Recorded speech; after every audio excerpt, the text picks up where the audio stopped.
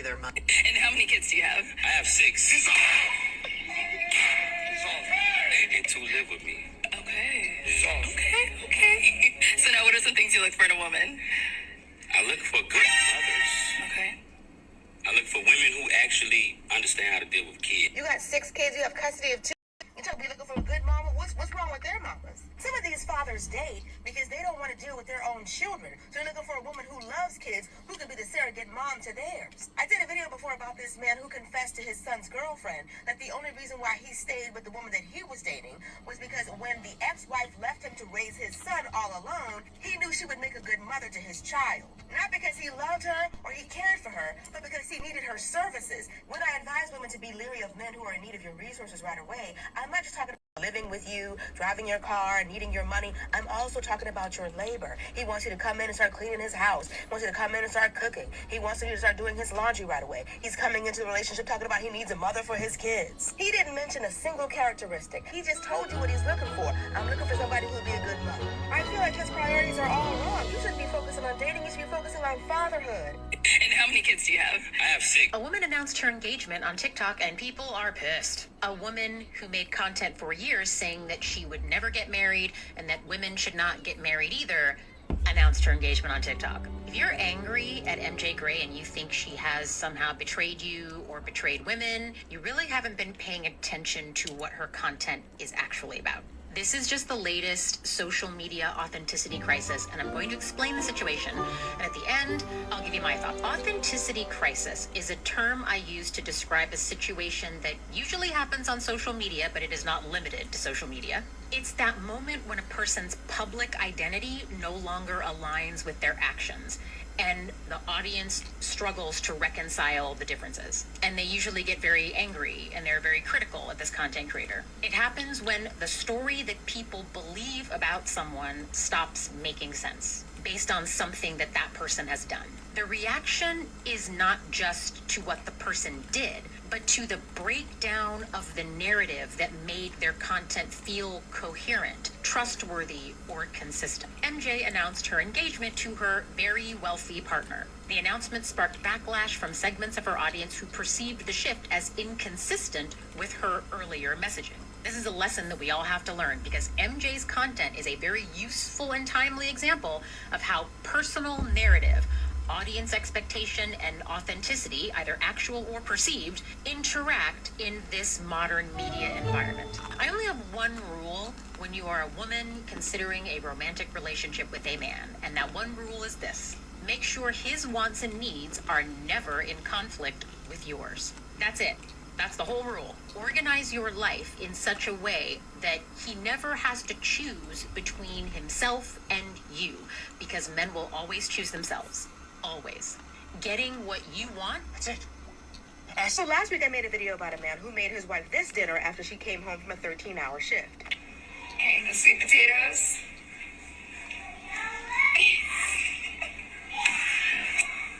You need to learn how to cook. Well, they're back. And I know you're probably thinking, oh, I bet she's apologizing for him. I bet she's talking about you don't know my life from a 30-second clip. And that's why y'all are single, bitter, jealous, man haters and all that.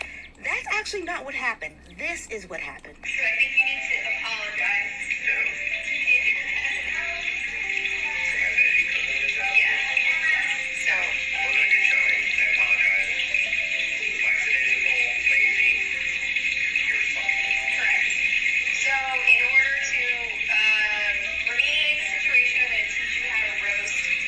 Ladies and gentlemen, this is what it looks like for a man to take accountability. He says it was lazy and he apologized. And not only did he just apologize, but here he is trying to rectify the situation by learning how to cook. We do these videos and oftentimes it's women making excuses for men, but it is something so rare for me to see a man saying, you know what?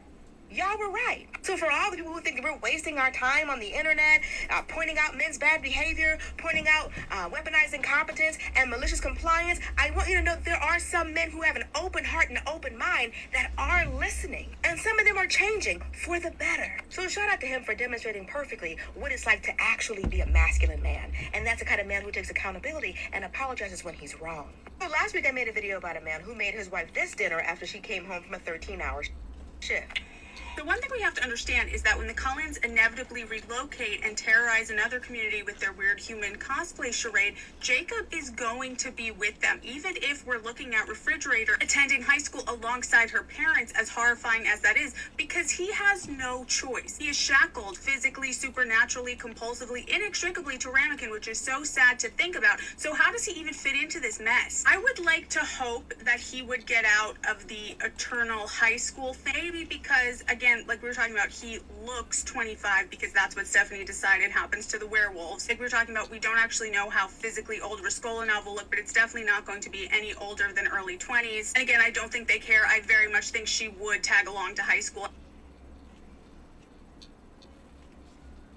That also creates another nightmare scenario, because if we're going by that, the oldest physically are going to be Jacob and Esme, who was turned at 26, and then potentially Radagast, that is if she's physically 25, but we're not sure that she is. So imagine some cursed timeline where we have Jacob and Esme, and or Jacob and Ruffletool posing as the parents. How horrific would that be? But I don't think they would go that far. I don't put much past them, but I'm gonna hope no. But then that does also force us to consider he's in all likelihood going to have to live with them, because what choice does he really have? The Cullens are going to have to leave Forks shortly after the events of Breaking Dawn, and he can't be separated from Roman Empire, and she also will not want that, so he can't disobey her wishes. On top of everything, is he now in this position where he's not only having to serve this family, but is he also going to have to accept these people's money in order to fulfill that? Because you know, before he was brainwashed and got the buttons sewn on his eyes and became the other Wybie, he would have reviled the suggestion. What do they say? How do they explain that? I'm thinking in these scenarios later on, Jacob would be like Carlisle in a sense. He would be one who wanted to work, not for the same reasons. Jacob is a Capricorn, self-starter, craftsman Capricorn who was building cars at 15 years old. So even if we're thinking like best case scenario, maybe he goes along to college with them and he has like his auto shop nearby. Maybe he lives separately but nearby, and maybe he shows up a little bit later to keep it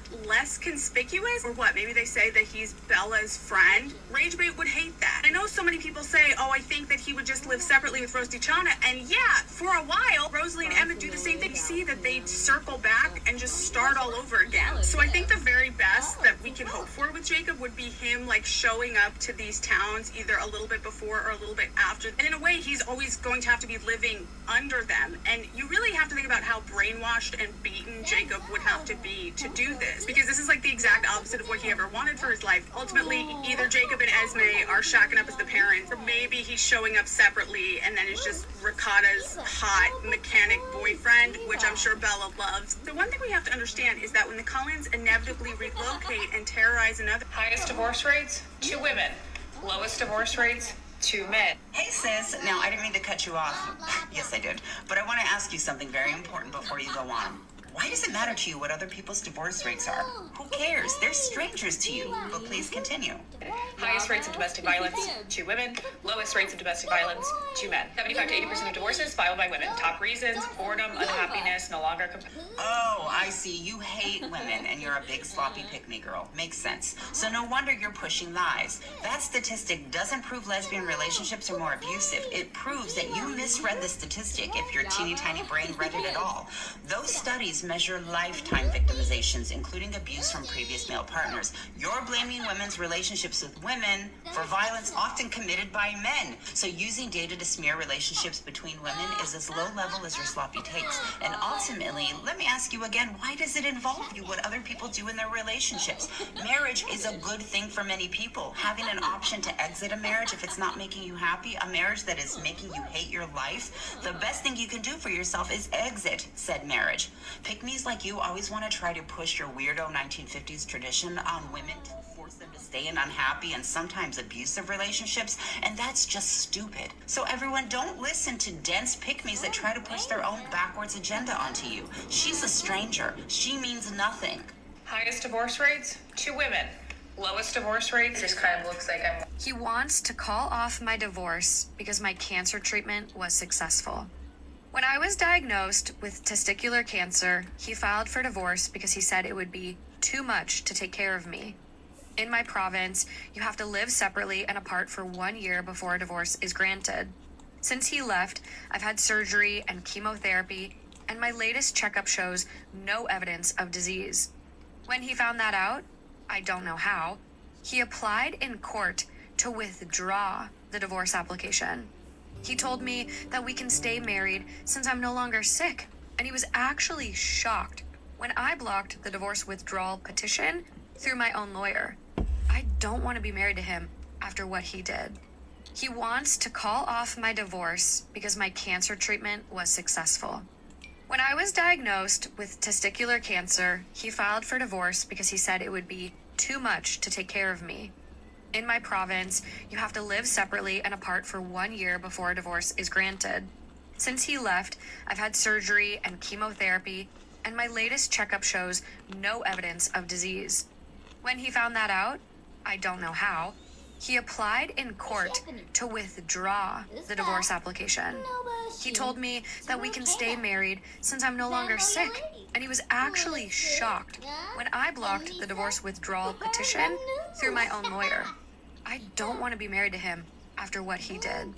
He wants to call off my divorce because my cancer treatment. My husband told me today he does not like the fun lunches I've been packing for him for work for almost 3 years. Crying emoji, crying emoji. I'm 26 female. We've been together for 3 years, married 8 months. I'm not complaining about him. I'm just a little sad because I genuinely thought I was making him happy, and I put so much thought into it that I'm almost embarrassed. I would sit on Pinterest on Sundays looking for ideas, but when he saw me today, he told me the truth, that he thinks it's embarrassing and leaves half of it in his office if he's eating with the other guys at work. I always bake everything from scratch, so on Sundays I do bread, muffins, cookies, etc. I was making them in shapes like hearts. He owns an entertainment law firm, so in baking sometimes I do little law-related designs on stuff. I know it sounds silly, but he's always stressed, so I thought it would make him smile. And I was also adding a note with a little Polaroid of me. Again, I know it's dumb, but I thought it was fun. He never said anything before now. I've been doing it since I moved in with him. He actually would prefer it if I packed everything normal. He just didn't want to hurt my feelings, is what he said. The worst part is, I was bringing this stuff in for everyone. And on his birthday, I made them all cupcakes with little edible briefcases on top that said 40, and I thought they all loved them. I always think things are cool that other adults probably think are weird. Even when I was 15 or 16, I was always immature for my age. I still wanted to do kid stuff, watch kid shows, and everyone had already moved on.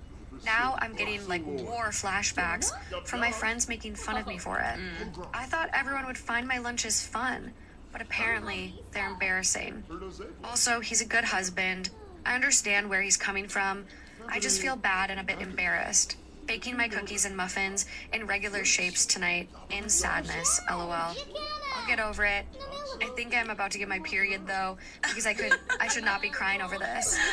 Oh my god. That period excuse coming up. Yeah, And I'm this like, one I'm sort of no. like, well, I get it. When you're extra emotional. You have feelings, that's okay. True. My husband told me today he does not like the fun lunches I've been packing for him for work for almost 3 years. In my opinion, do I think the Volturi are needed? I think they are necessary for the story and for the story as we know it to exist and happen the way that it does. Do I think they're necessary for the survival of these vampires? No, absolutely not. And we know that's never what it was really about. Now, that's not to say that there aren't theoretical advantages to the way that Aro proposed vampires should live. But we also know that's not why he did it. It was about power, and there really is nothing that humans in general can do to these vampires. In Breaking Dawn Part 2, he mentions that humans now have weapons that could pose a threat, and that is also kind of BS for a lot of reasons. Is that like a distant thing that they're thinking about? Sure, but they were doing this long before humans had anything close to that, and the reason was just because Aro overthrew the covens that already existed. So for example, the Egyptian coven ruled over humans like gods, and every time we talk about how humans worship vampires when they're pursued, people say, well then, why don't they just rule? They literally did. Like, Amun's wife, Kebi, was one of his human slaves, and she just did really well for herself and got to marry him. The Romanians did the same thing. They were just known as these sparkly overlords, and there was nothing humans could do about it. And Aro was like, I can't have this. I don't want a more powerful coven than me, so he assembles this cabinet of really gifted vampires and overthrows them. Of course, the original proposal was this is the way that we should live because it's convenient for everybody. Theoretically, does it make sense to kind of regulate food sources and that kind of thing? Yes. Is that something they necessarily needed the Volturi to do? No. Does being inconspicuous protect these vampires in a way? Yes. But would it really matter if they weren't? No, because what is a human going to do to a vampire? And we see many, many times over the course of the saga that the Volturi is extremely corrupt. They don't follow or enforce the rules for the sake of doing that. They do that based on what they want. When Ara wants something, essentially, they do it for power and for their own reasons. And then so to answer the question that comes up often, why don't humans just rule over vampires if humans can't stand against them in any sense? And the answer in most cases is because they're afraid of the Volturi. Then you have like the Cullens and Carlisle's human cosplay cult, and he has his own twisted sense of morality and righteousness, and that's why he lives the way he does. But there are probably lots of vampires who would choose to just kind of rule over humans rather than remaining inconspicuous. So that on its own has some merit for these vampires, but that's not what the Volturi is about. So in that sense, no, they're not necessary. But to read a story like Twilight, they're totally necessary, because how do we even get to an absurd story like this if there's not some kind of vampire law? And Stephanie has even said that if she ever writes these future Twilight books, the Volturi has to be dealt with. In my opinion, do I think the Volturi are needed?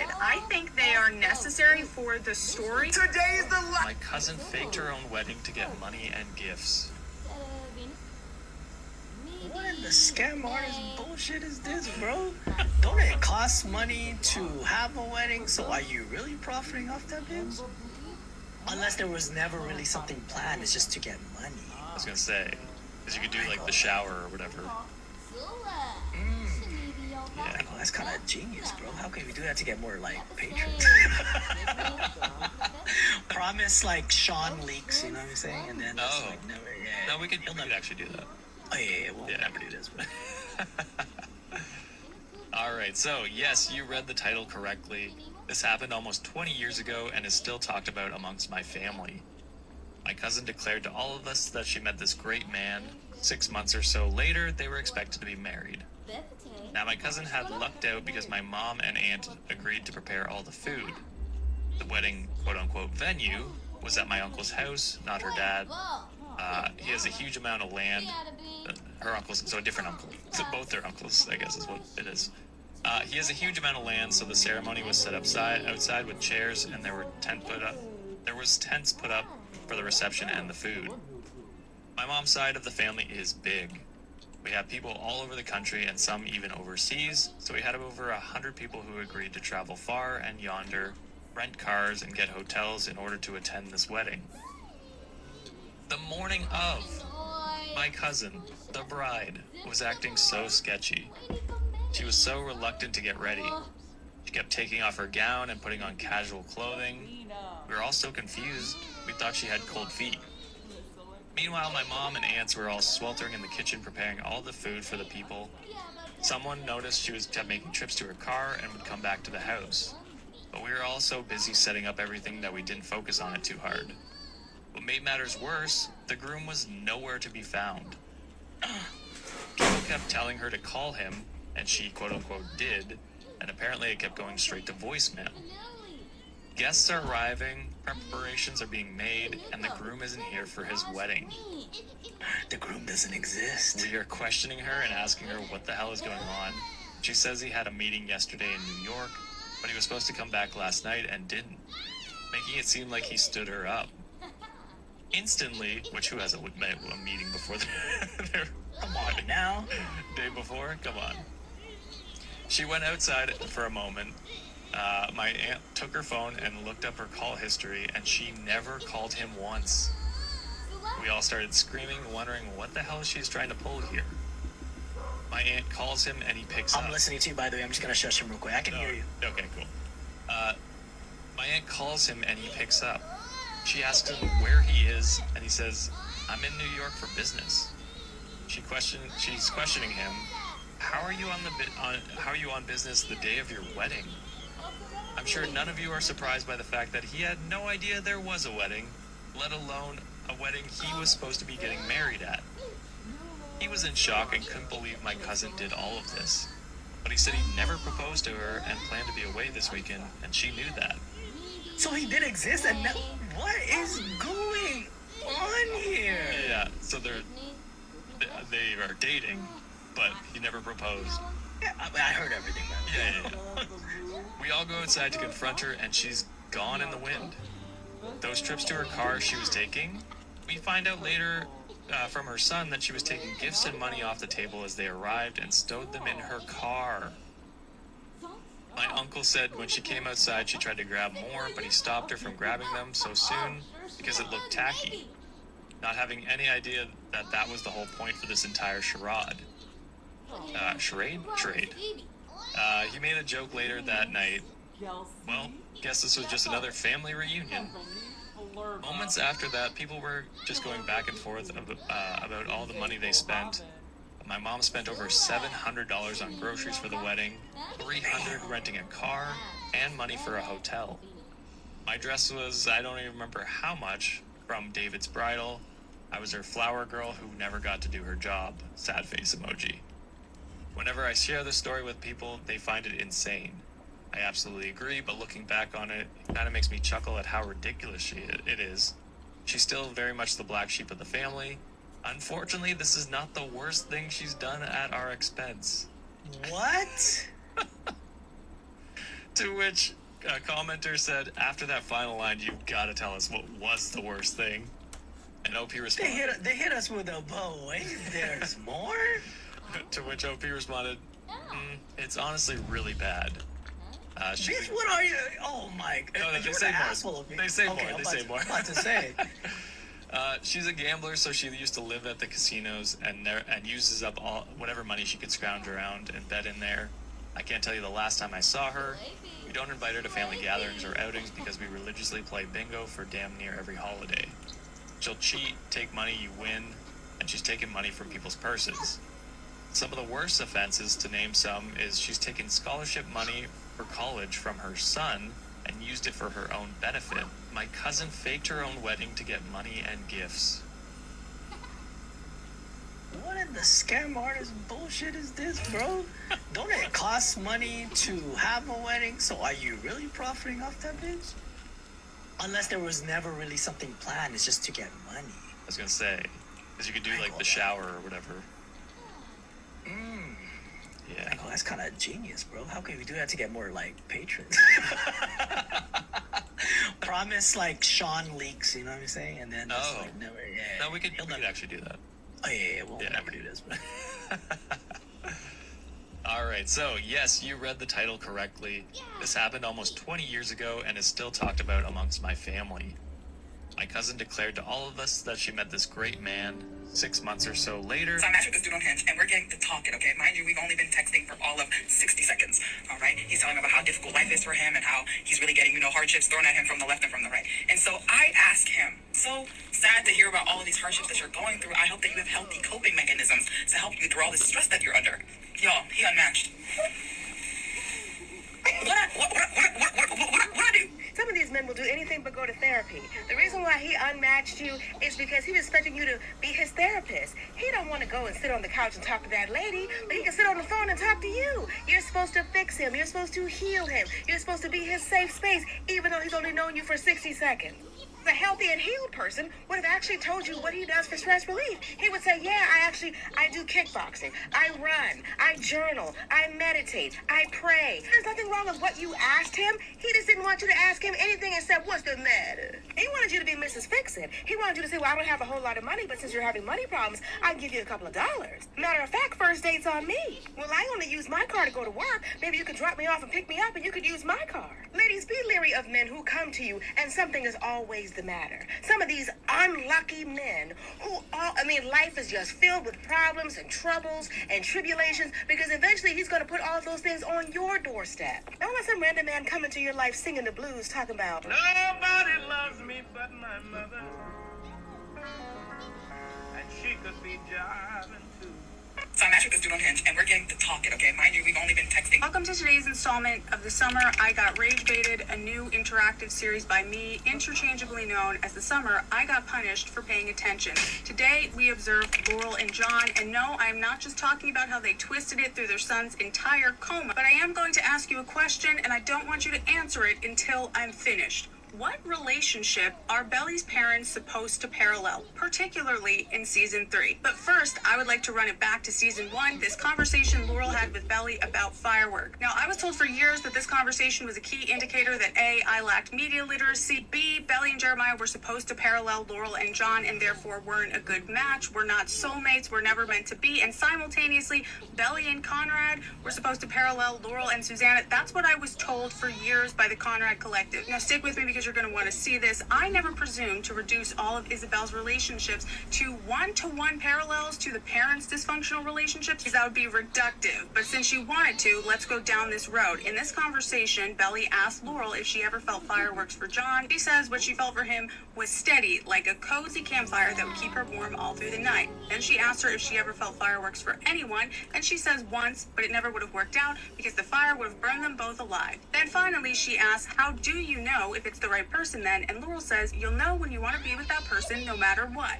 Too hot, too safe, you won't care, it'll just feel right. Now, who did Belly say she wanted to be with no matter what? She only said this about one person. She said this before she got engaged to Jeremiah. Now, this is only the teeny tiny tip of the iceberg. In season 2, she had another conversation with Laurel, and she asked her, how did you know that you weren't in love with Dad anymore? And Laurel responded by saying, well, part of me will always love your dad, but it's different now. She also said, love has different seasons. And she also said, are you thinking about what you had or what you could have? Essentially, are you thinking about your past or are you thinking about the future? After having this conversation, Belly chooses to be with Jeremiah outside the motel. So, XO. Did you pay attention to the part of me? Because Belly repeats this part of me when she sees Conrad at Christmas, and she says, that's when I had this sudden thought. A part of me will always love you. About Jeremiah, she says, I wanted him for all seasons, not just summer. But there's more. There's actually much, much more. What did we see John and Laurel do all season? They had explicit, intimate relations, and they reminisced. They talked a lot about their past. Really wasn't thinking about what they could have. It was thinking about what they had and also having relations. Who else did we see do that? Off the top of your head,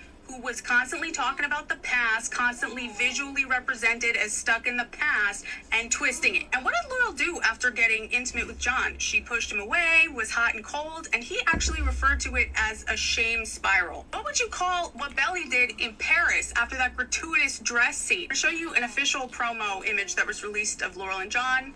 Are you looking at it? And now I'm going to show you one of Belly and Conrad in Paris. Are you looking at it?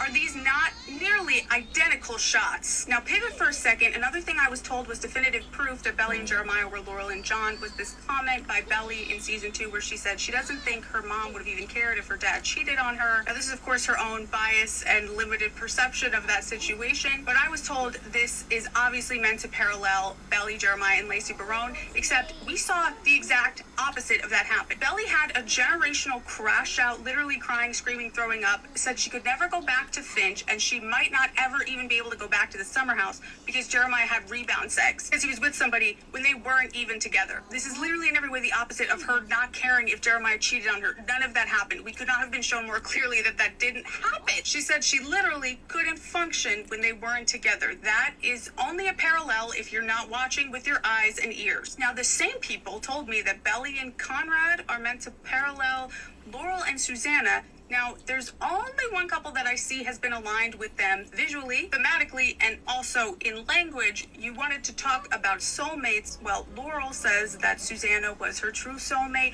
In the beginning of season 3, Belly says, my mom always said she found her soulmate in college, but I was lucky because I'd already found mine. Okay, so there's only one person she's referring to as her soulmate thus far, and Jeremiah repeats this at the rehearsal dinner at the risk of sounding really cringy as soulmates, and the Amazon blurb said, what? Describing the show, Belly is excited for another summer with her soulmate, Jeremiah. Interesting. And who are the best friends? I'm sorry, like, if you want to look at it that simply, Laurel and Susanna were not married. Marriage is not presented as a good or binding thing in this show, actually, unless they were, like, breaking cycles, but the show has shown us they're doing the opposite of that. Their relationship, however you choose to define it, defied, usurped, transcended, whatever you want to call it, it went beyond marriage. It was not about marriage. Again, they were best friends and soulmates, and we have seen only one relationship parallel that. We saw Belly and Conrad pretty clearly parallel a different one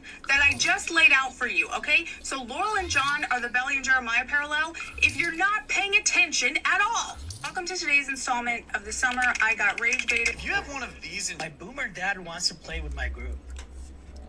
Oh hell yeah! I mean that's nice that they're taking an interest in your hobby and wants to get included. That's super cool. All right, we shall see how it goes. I recently asked my dad, 66, if he was interested in playing for a session. He was very skeptical as he had always been calling me and my friends absolute fucking nerds for our hobby for the last 2 decades. I explained the basic setting of the game. Dystopic? Am I pronouncing that right? Dystopic? Dystopic. Yeah, dystopic probably. Okay, there you go. Film noir, 40s Soviet Union with a lemon twist of Nazi Germany in 1984. Again, he was skeptical. Then the next day he called me up and said, yeah, I'm game. He even had a concept for a character and everything. Now don't get me wrong, I'm very happy about this, and I've constructed a fairly lightweight session for him and the other 2 players. I think it's going to be great. Just wanted to know if you people had some advice on getting an older new player introduced to the hobby. I suppose it's fundamentally the same no matter the player's age, but I've never had to do this for someone this much older than I am. And it's especially odd that it's my father who always had nothing but disdain for the hobby. Either way, the session will be next evening. It'll be interesting. Wish me luck. So as a D&D player, Josh, for someone who is like fairly new, what would you say a good strategy to coming in as a newbie? Oh man. Yeah, because I've been DMing for about a year and a half. I would say the concept of getting them interested is the same. Just encourage them to get into the role play. I would say try and avoid too many super technical rules right off the bat, and just let them adapt into it. So if you have a rule gamer in your group, just be like chill for the session. I want them to get into it. But yeah, I think the concept is the same of getting them into it and just introducing them to the role play aspect, which is the super fun part. It's funny watching new players play D&D because you set them up with a scene and dangle a carrot in front of them, and then you watch them go, what do I do? And just well, what would your character do? What do you think your character would do in this situation? Act it out. See, do what the world is your oyster in this. I could do whatever you want to a degree, and it's super cool to watch people slowly get out of their comfort zone and be and realize that they can actually interact with things and do whatever they want truly in this world. So I'm super interested to see how this goes because I know John has updates on this ones. You make me want to play, brother. Yeah, you say you've had a D&D podcast. You've been DMing for a while. I want to play with you and Sean someday. That is my goal. I will say I'm definitely a weaker DM than I am a player. It's just a lot to manage, and I find that stressful, but it's fun. It's fun either way, and I'm definitely in the future when John or when Sean has more time. Honestly, that's what it is. Once he has more time, we can look into do something like that. Oh, role playing shit. Get me into that, brother. I'll do anything at this point. All right. I spoiled it already. There is an update. My last well, I gotta shout it too, but my last advice is once you finish the session, close your Dungeon Master book, stare at him, and be like, "You fucking nerd." One of us. One of us. One of us. The blind therapist sends $5 and said, "Needed to give some more for the D&D story from a fellow D&D nerd." Hell yeah! And it looks like we got quite a few D&D nerds in the chat. What the hell is a bard? They don't they sing? Yeah, I mean, a lot of them play an instrument, and then that's how they battle. Instrument? No, they do one of their main attacks is vicious mockery, where they just insult. Oh, you just insult people? And it does I can damage. do that. I knew you would like that.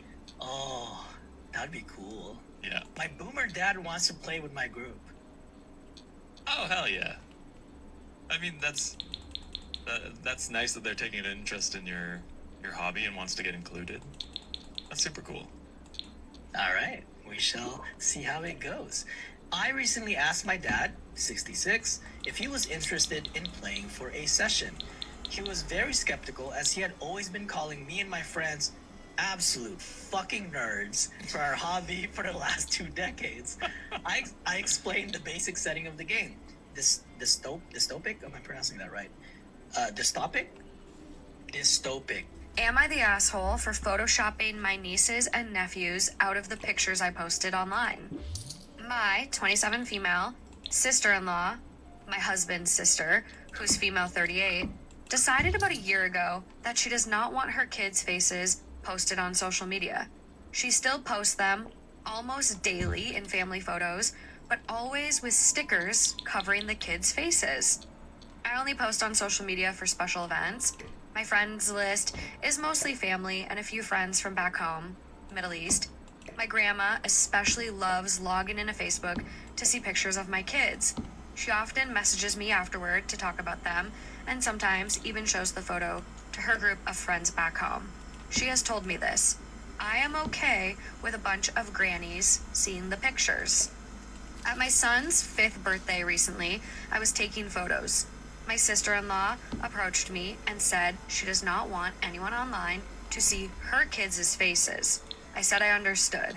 Later, she told my husband, 40 male, that she thinks it is weird that we are okay with exposing our kids online, and that it is just bad parenting.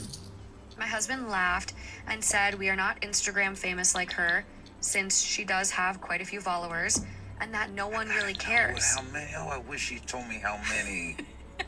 He basically just told her to relax.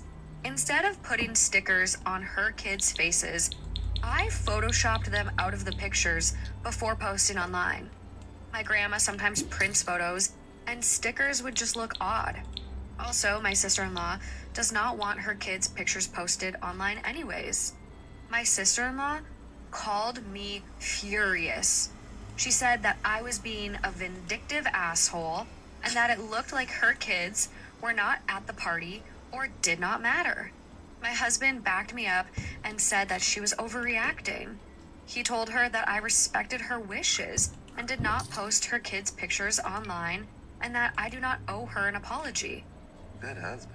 My sister-in-law blocked both of us. My mother-in-law says we should explain the misunderstanding better and just apologize to end this argument. Do I owe her an apology? Was I an asshole? Am I the asshole for photoshopping my nieces and nephews out of the picture?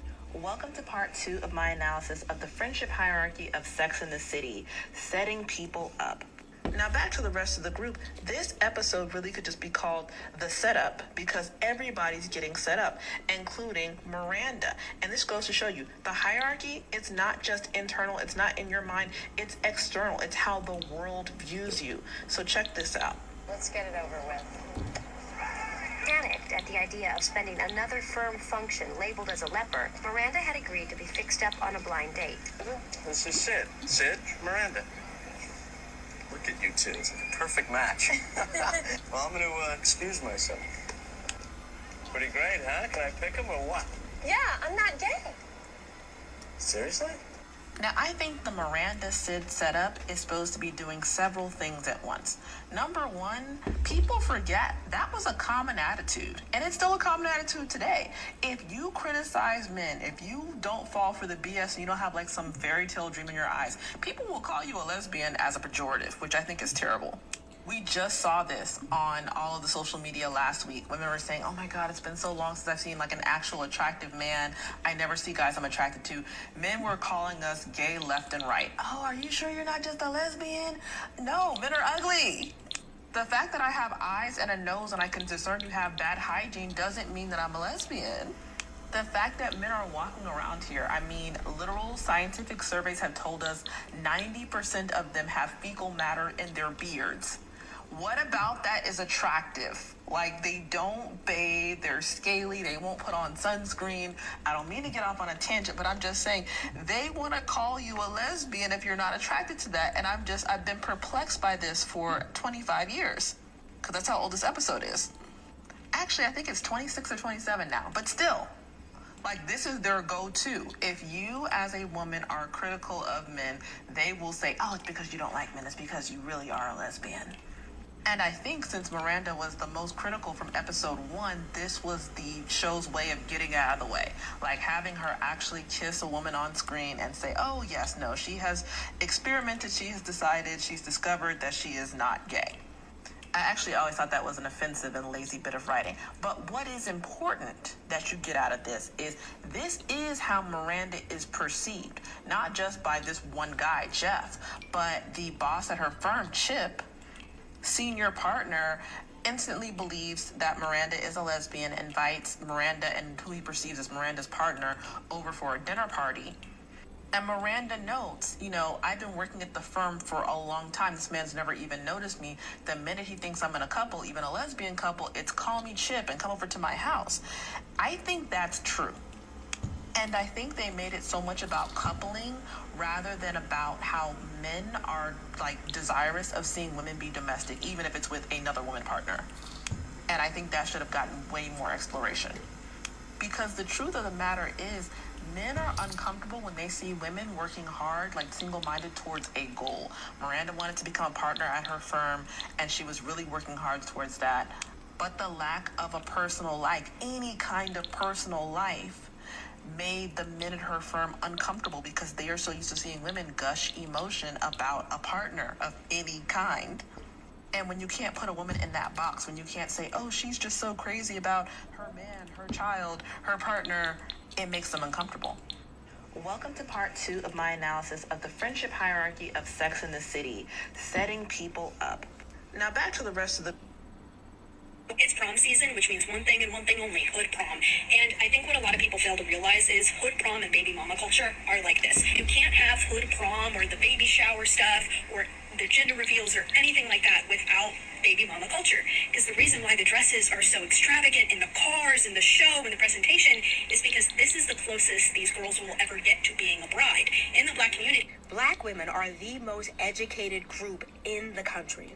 Birth rates for Black teens have decreased by 34% from 2016 to 2023. Less of them are going into motherhood, and more of them are going to college. You don't say this about a debutante ball, you don't say this about a quinceañera, but you want to say it about Black girls in prom. Talking about how extravagant the dresses are and how extravagant the cars are. Just say you're jealous. You sound like a hater, and a hater is nothing but a misguided admirer. Do you wish it was you who had an extravagant dress and pulled up with an extravagant car? Because why are you, as a grown woman, worried about what teenage girls are wearing to prom? Maybe the only thing that you think is worth celebrating is being married to a man. The marriage rates and birth rates are dropping for all races, including yours. You want them to idealize marriage because you do. You said all of that just to say I may not have had a fancy, extravagant prom, but at least I'm not a baby mama. But even with a baby on their hip, they're still getting their education. And a degree is much harder to get than a man. Now check that. it's prom season, which means one thing and one thing only, hood prom. And I think what a lot of people fail to realize is hood prom and baby mama culture are like this. You can't have hood prom or the baby shower stuff or the gender reveals or anything like that without baby mama culture. Because the reason why the dresses are so extravagant in the cars, in the show, in the presentation is because this is the closest these girls will ever get to being a bride. In the Black community, Black women are the most educated group in the country. Birth rates for Black teens have decreased by 34% from 2016 to 2023.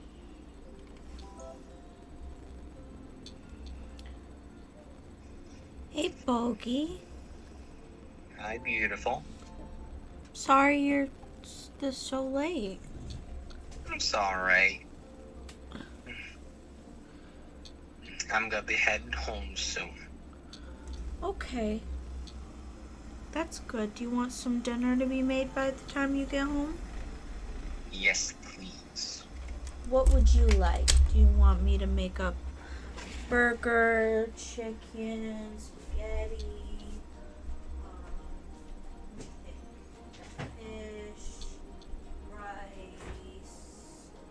I could make up some garlic bread, make a wrap.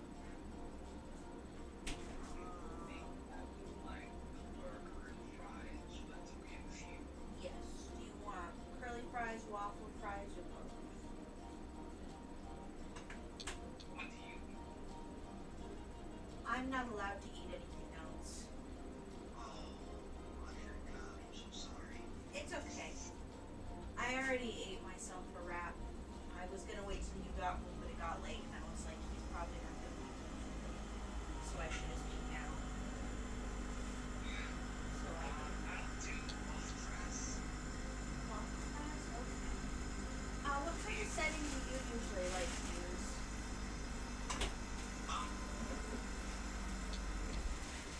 Oh, the setting. I usually just do 4:30 and then I just cut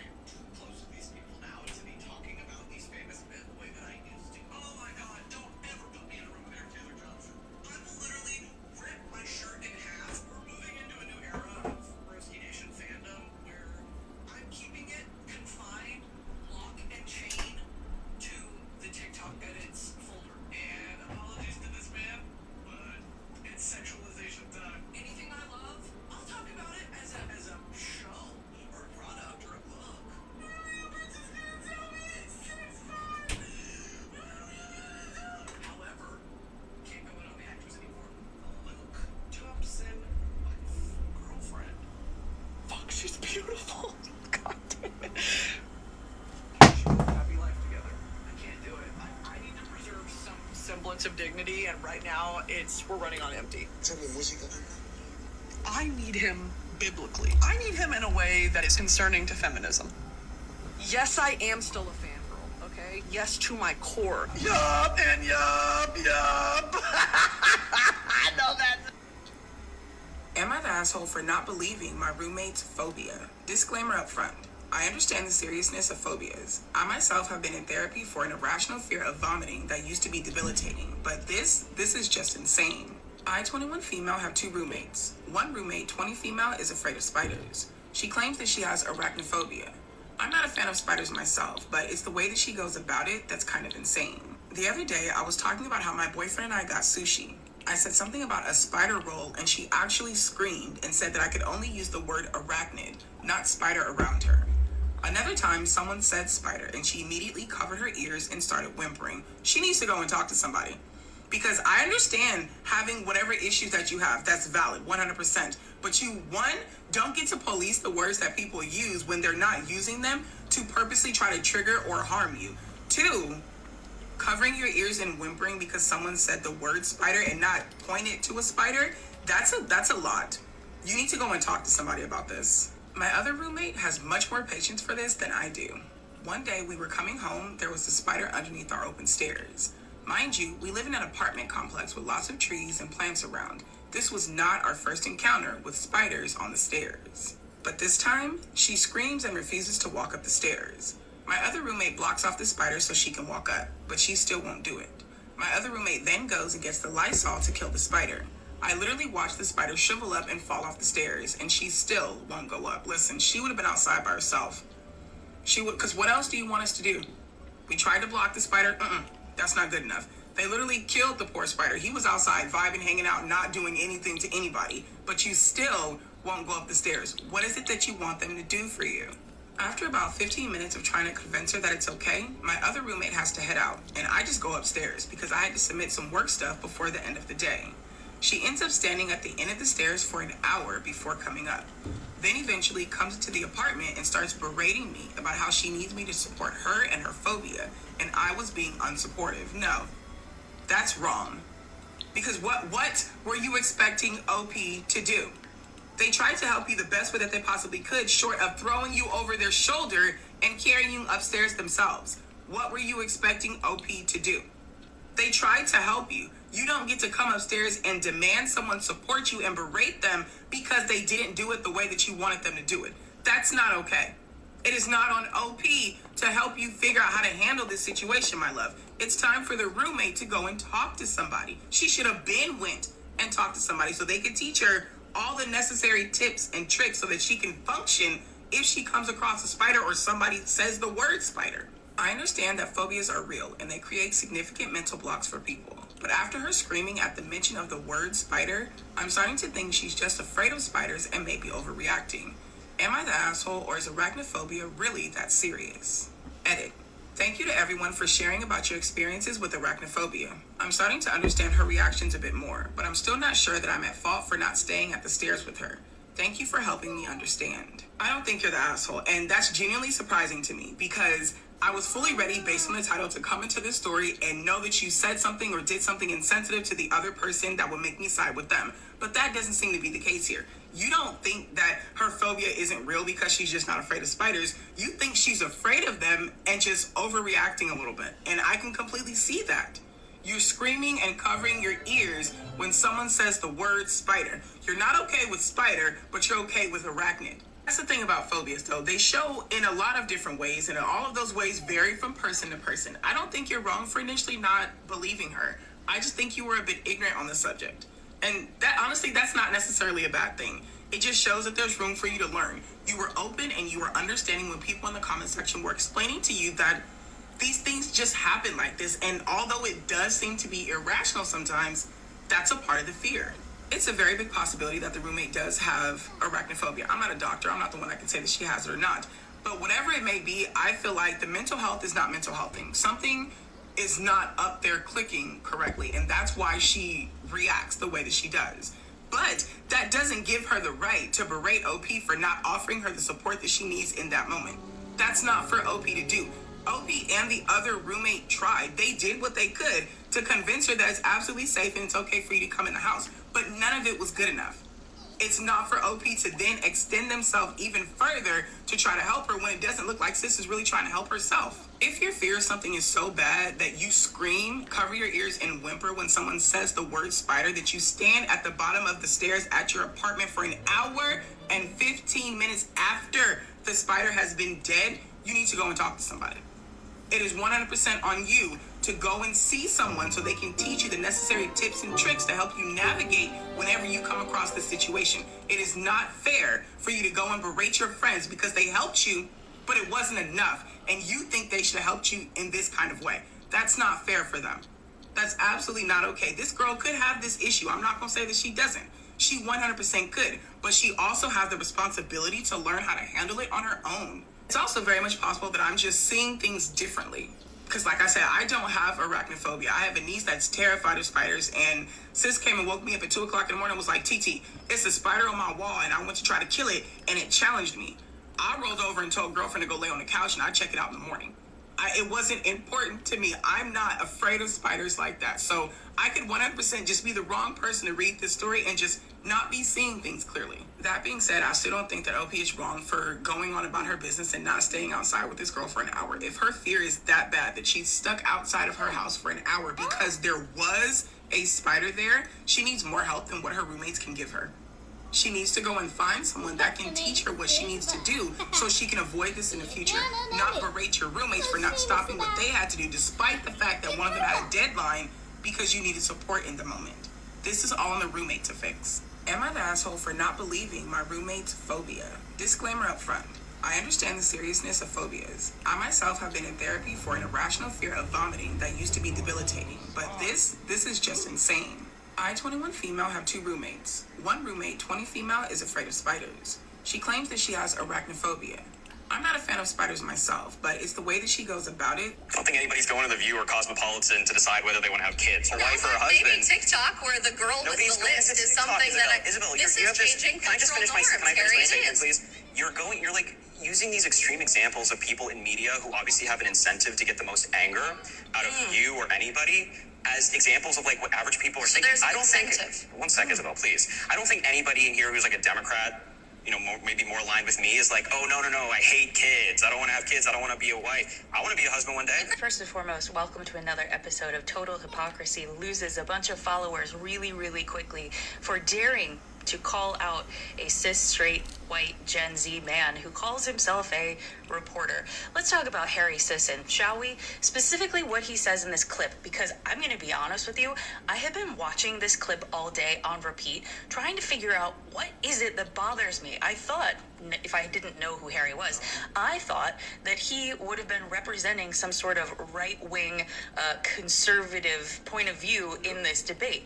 But no, he is, in fact, debating the woman across the room from him who is standing for the right wing and conservatism and all of that. Anyways, here's the part of this video I keep coming back to. I don't think anybody's going to the View or Cosmopolitan to decide whether they want to have kids. This is Helen Gurley Brown behind me, and she was the editor-in-chief at Cosmopolitan magazine for 32 years, from 1965 to 1997. And under her leadership, she transformed the magazine from a literary magazine to the most widely consumed women's magazine in the world. Cosmopolitan is not a joke of a magazine. It is, in fact, a best-selling magazine sold worldwide that dared, in a time where it was considered radical, to talk about things like women's health, women's independence, sex, all of those quote-unquote taboo things. It empowered women to do things, to make decisions, to know about a life outside of the four walls of their home simply by reading that publication. So to belittle it to the magazine that teaches you how to have an orgasm or whatever the stereotype is absolutely incorrect. If you are a journalist, Harry Sisson, you would know how important female publications were throughout history, especially in times where the idea of talking about certain women's issues were strictly and societally taboo. The View aired first in 1977. It has been on air for decades, and it was created by Barbara Walters, perhaps one of the most well-respected American journalists in our lifetimes. Yes, for women, by women, yet again. And The View is serious business. They have regularly and continue to regularly interview sitting politicians, presidential candidates, major public figures.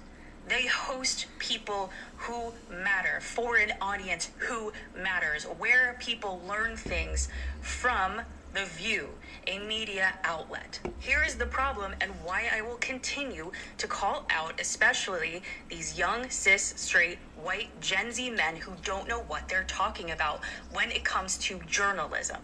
Because this is history, this is women's history, this is meaningful, and it opened so many doors for so many people. And not only that, it brings education and knowledge to women.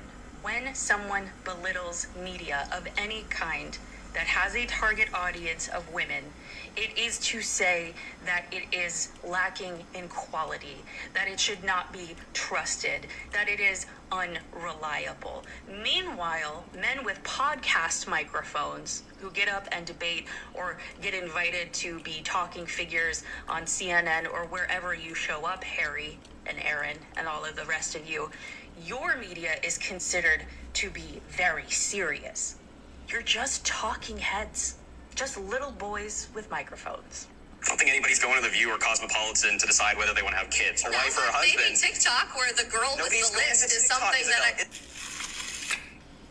Regular screen protector absorbs all the dust around you, and also, My husband told me he's 7 for me. Okay, well, pack your shit. You can leave whenever you want. All right, let's get to it. So I was a single mom of 2 when I met my husband. My husband is 9 years older than me, and I was 33 when we got married. I'm 41 now. My kids are grown and out of the house now too. My husband got drunk and revealed terrible things that I wish I just didn't know. He married me because he didn't want to die alone. He only had 2 relationships, 3 total if you include me, and he's not attracted to women that look like me. He said I'm overweight, and he was very underwhelmed by my appearance, but he learned to love me on the inside because even though I'm ugly on the outside, I'm so beautiful on the inside, and that's what makes me different from the other girls. And the way he said that to me, he made it sound so genuine, like he was saying something so sweet and romantic to me. But it's like, dude, you don't realize you just called your wife ugly?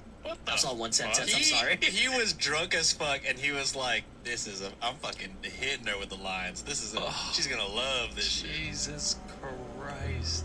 Like, wow, what? I cried so much that night, and he didn't apologize so much since that happened, but I can't get out of my head that my husband thinks he's too good for me.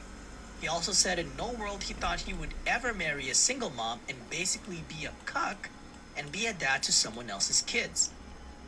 What? I mean, if it wasn't divorced, then it's definitely divorced now. I was gonna say murder, but okay, in a video game, but... In a video game, yeah, we'll go with that. In a video game, yeah, we'll go with that. But he said he didn't want to die alone, and I was his only option, so he took on my baggage. I think my husband thinks he deserves better because he's not overweight, and he's more financially stable than most guys. I feel like that he thinks he deserves a hot 22-year-old girl with no kids. I don't know, honestly. But it does hurt me that he thinks I'm ugly and he just married me because he didn't want to die alone. I've had people tell me to get over it, everyone settles, but I have a hard time believing that every married couple settles. The fuck said everyone settles? That's insane. It's crazy to me that he's like, I don't want to die alone. I can't find anyone that I want. That says more about him. It sounds like she settled for you. That's what I was saying. It sure sounds like nobody wants you. Yeah. You know what I mean? If you're like, you were my only option, I just didn't want to die alone. And it's not, die alone is crazy because he was like, what? It's like 30s, 40. in his 30s. 40, whenever they met? They have a 9-year age gap, so yeah, he's 50 at that time. Yeah, but they've been married for 9 years. Yeah. So yeah, he would have been 41. Yeah, 41, 40. Talking about dying alone is a little crazy at that age. but that's besides the point. yeah. It's just so. He said the most rude shit possible, and then doubled down, didn't apologize. Yeah, that's a divorce. That's a fucking divorce. I mean, I could never look at my partner the same way, knowing that they thought I was just fucking idiots. Yeah. You know what I mean? Like, okay, motherfucker, you think I'm ugly on the outside? You're definitely ugly on the inside. Mm-hmm. I'm gonna leave you, and you're 10 years older. And like what Josh says, it makes it for him to fucking talk so much shit about himself, but then also have the air to be like, I deserve more, even though I don't think. I mean, why do you believe that? If You would have just got shit talked yourself for 30 minutes. For real. You would have, if you could, quote unquote, get better, then you would have got better. You know what I mean? Like, But no, you ain't a catch yourself, brother. Maybe you should die alone at this point. So I think so. yeah. If I was OP, I'm like, I'm gonna I will make sure you die alone. Actually. top comment on this one. So Z Eldepin commented, "Holy hell, be prepared for the I was drunk, I didn't mean it, and honestly, walk. There's no coming back from this that doesn't include excuses and justifications. You've got one shot at this life, don't spend it like this." Yep. To which OP commented, which ironically OP put have their username as unattractive mid-score wife. They put, "He did apologize the next day about everything, and he said that he shouldn't have said it like that. He didn't really take back anything that he said. It was more so insinuating to the fact that he just shouldn't have said it so bluntly the way he did. Jesus. He says, my husband told me he settled for me." Okay, well, pack your shit. You can leave whenever you want. All right, let's get to it. So I was a single mom of 2 when I met my husband. My husband is 9 years older than me, and I was 33 when we got married. I'm 41 now. My kids are grown and out of the house now too. My husband got drunk and revealed terrible things that I wish I just didn't know. He married me because he didn't. This was the one thing Aro regretted.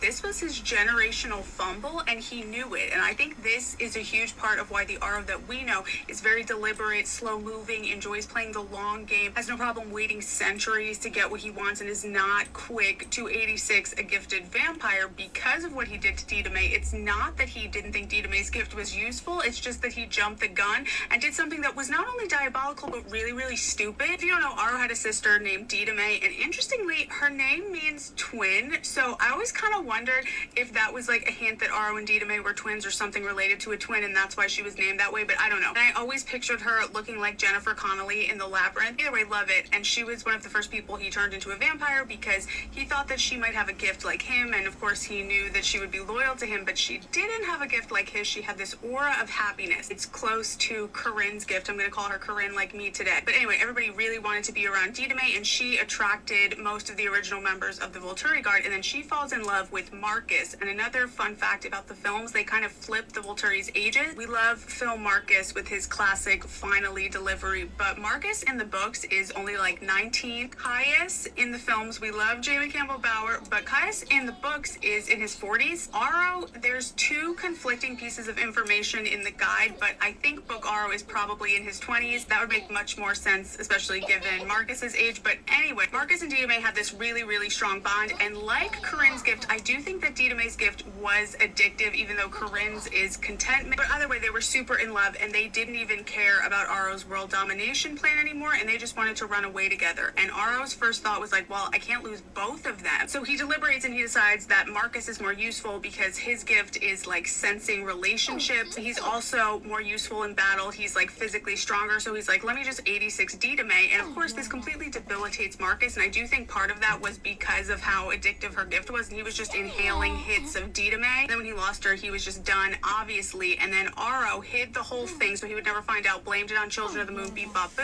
Even devised this whole scheme where him and Caius locked up their wives. But the other reason this was really stupid was because now he just doesn't have access to Dita May at all. Like, if present day Aro did this, you know he never would have 86'd her. He would have maybe started a war years later, and he could have schemed to get them both back. Now he just has a miserable, debilitated Marcus and no Dita May. And And allegedly, Ara's grief for Dita Mae was genuine as it could be for him.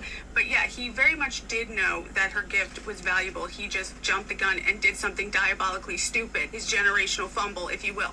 This was the one thing Ara regretted. This was the one thing It really is okay to build with a man your age. My husband is an attorney now. When I met him, he had just started law school. When he met me, I was working 2 jobs with 1 degree. Now I work 0 jobs, and I'm working on degree number 3. We bought a house together, we have 1 baby, and we love the life we've built together. I agree. I don't think there's anything wrong with building together when you two are in a similar situation, when that woman is willing, and when that man isn't expecting that woman to actually build him up. Because when some men say they want to build together, what they really mean, build me into her dream man. Use your resources, your education, your finances, your credit. Use all that you have to help me get to your level. That's when I have an issue. But 2 people who are in a similar situation building together, that actually does make sense. We're talking about 2 people who meet in college. Y'all just graduated college. Y'all work at the same job. Y'all are both living home with your parents. Like, situations that are very similar, yes, that's different than a man thinking he's gonna skip steps by partnering with you. Instead of living with his parents, now he wants to move and bring his trash bag full of clothes into your high-rise. No, sir. It really is okay to build with a man your age. My husband...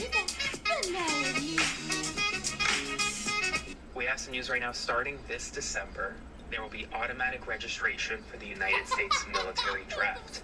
When you talk to misogynistic men online, they always want to talk about who has it worse. And their claim on power is that you don't have to serve in the military. You don't have to do all these jobs. Men have to do them. What are you going to do without men? But the really important thing... At this point, I don't ever want to hear the word gender wars again. I don't ever want to hear the phrase misandry is just as bad as misogyny again. Because what y'all seem to be forgetting is that words have meanings. And in order for those meanings to take form, they must require action. Hatred must require action. Until women are unaliving their intimate male partners in droves, I don't want to hear it. Because why were their lives taken in just 1 month? Mind you, I'm chronically online, so I see a story like this at least every week, and I am so sick and tired of women's lives being taken because a man couldn't hear the word no, or he was down on his luck due to poor financial decisions, and he just couldn't go off and do what he needed to do by himself. He just had to take everyone else with him. This false equivalence that y'all love to do, oh, women are just as bad as men, you know, as women and men, we're hurting each other, it will never hold. Misandry doesn't even touch misogyny. In fact, it shouldn't even be a word that exists, but I am manifesting that for y'all. I really, really am. At this point, I don't ever want to hear the word gender wars again. I don't ever want to hear the phrase misandry is just as bad as misogyny again. Because what y'all seem to be forgetting is that words have meanings. And in order for those meanings to take form, they must require action. Hatred must require action. Until women are unaliving their intimate male partners in droves, I don't want to hear it. Because why were their lives... President Trump has claimed over and over again that he has already solved the problem. Matter of fact, I don't even know why we're holding this hearing. President Trump has solved the problem. How wonderful is that? In his State of the Union speech in February, President Trump said, quote, I took prescription drugs, a very big part of healthcare, from the highest price in the entire world to the lowest. End quote. Hey, Americans, there we go. We're now paying the lowest prices in the world for prescription drugs. Anyone believe that? I don't think so. Mr. Chairman, if that was true, it would really be incredible if President Trump lowered the cost of prescription drugs, as he indicated, by 1,200, 1,300%. You know what that means? It means when you go into the drugstore, not only do you not have to pay anything, the pharmacist gives you money in return.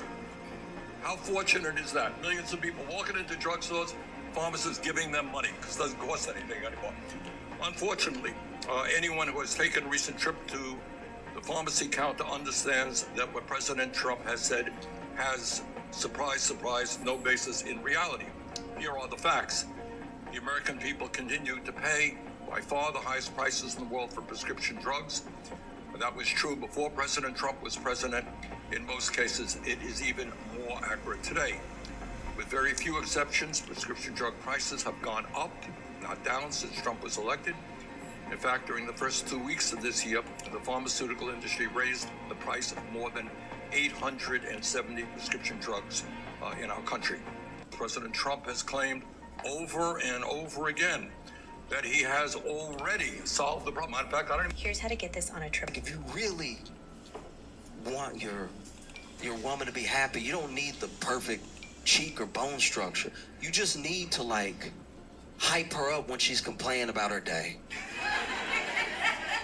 You know what I mean? She comes home in a bad mood and she's telling you a story about somebody who did her wrong. You know what you got to do? Every man in here, this is important. You know what you have to do? You have to bring up another time this woman did her wrong.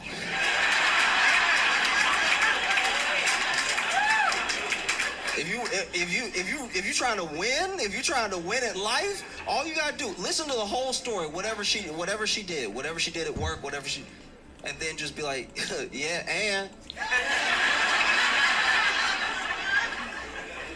and she forgot your birthday. I wasn't even gonna bring it up again because you know what I mean? Because you would let it go because you're a good person. But like, it's bothered me ever since it happened.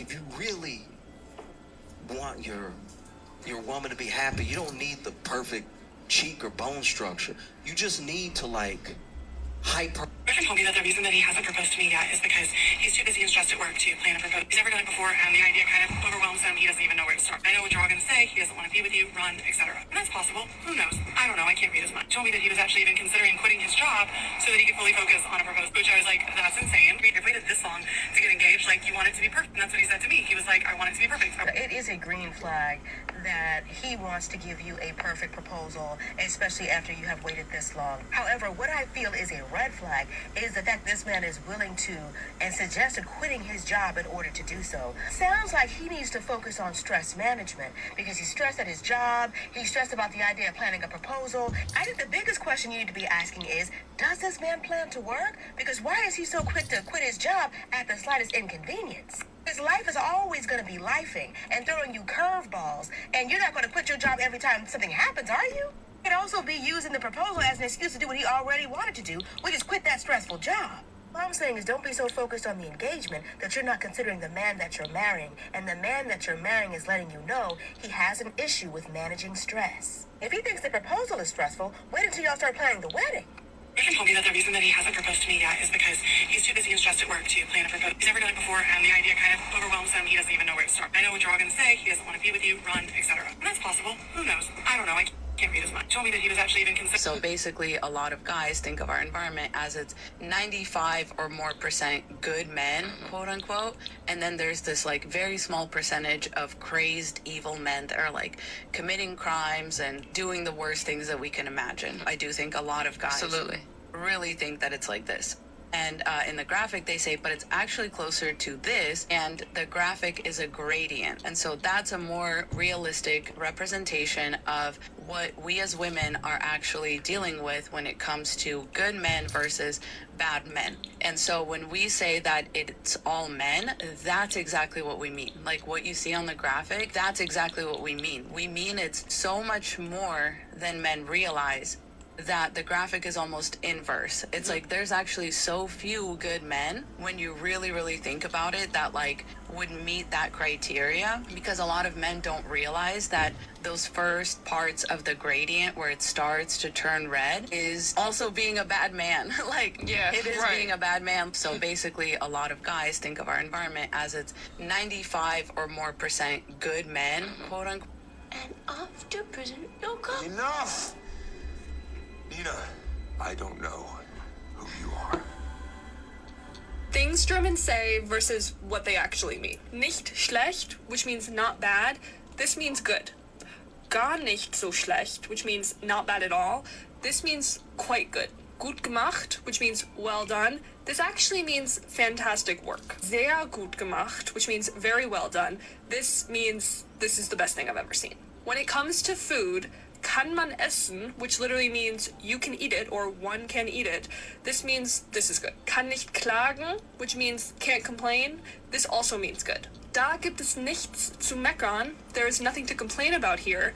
this means quite good. Don't get it twisted. This one is a step above. If they say, nicht so meins, not really for me, this means absolutely terrible. If they say mal schauen, which literally translates to we'll see, this means that this is not going to happen. If they say kann man machen, which means literally one can do it or you could do that, that means I would never in a million years do that. If you ask them, wie geht's, how are you, and they say, in Ordnung, okay, this actually means good. But if you ask them, wie geht's, and they say, geht so, which means it's alright, this actually means bad.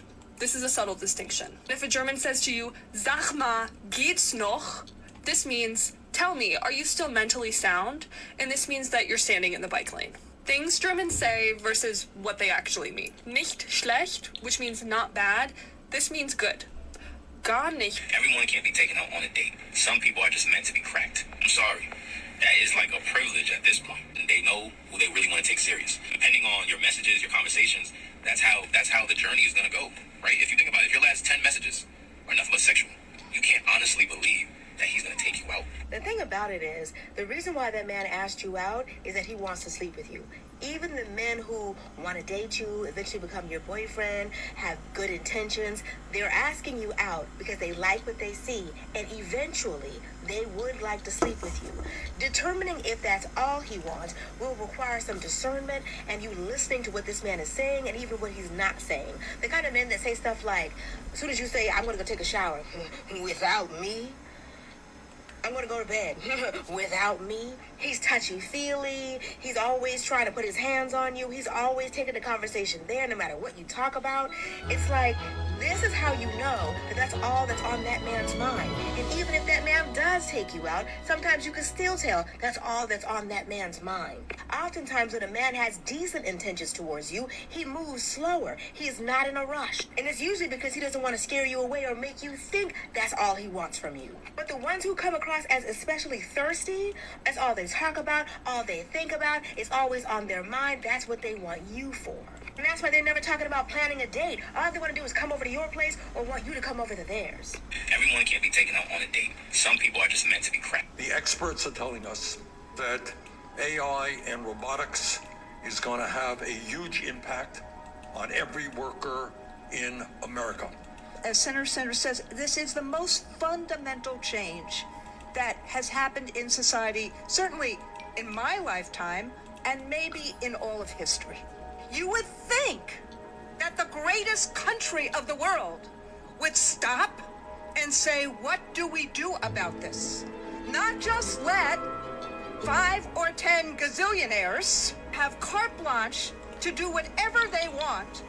We would say, what should we do in society? It's really simple. Will you stand with workers in this AI future, or will you let big tech and the billionaires upend our jobs, our livelihoods, our rights, and our dignity? So here's what I know.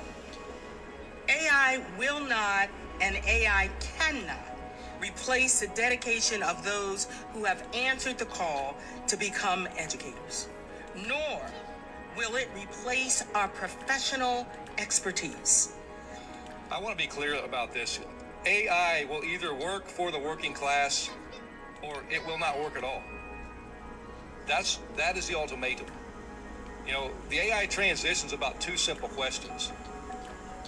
How much value does our labor create? And the second question is who benefits? We have the humanity. This is the moment to do it. Senator Sanders is completely right about putting a moratorium on the building of the data centers, and that is not about stopping progress of building big buildings. That is about saying that we're not going to take one step forward until the regulation is in place. And unless that regulation is in place, then AI is not working for any of us, and we're going to stop working until AI works for us. And yes, these big tech guys have unlimited amounts of money and have extraordinary power. But I have absolute confidence that when we stand together, we are going to beat them, and we're going to use these technologies to improve life for all people rather than making billionaires even wealthier. Thank you all so much for being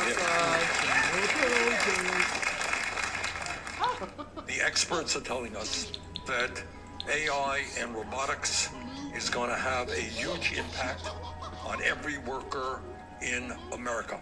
as Senator Sanders says, this is the most fundamental change that has happened in society, certainly in my lifetime. And get under. What? Hi guys, would you mind if I got a little down and dirty with you and had a little chat? Just a little chat. I'm leaving again in roughly a month, maybe. While I have great empathy for Sherry, who ended up taking on this load and who became the invisible sister, this is proof positive of why you can't stay in a relationship with people who have chosen to enable the abuser. Their mother does not care about Sherry and Tony having a good relationship because she wants them to be happy and... Well, a Durham man is facing voyeurism charges after assaulting a 12-year-old at a... Wait a minute, you gotta be joking. A man did this? You're saying a cisgendered man did this? Not a drag queen? Not a trans person? Suspect repeatedly opened a privacy curtain to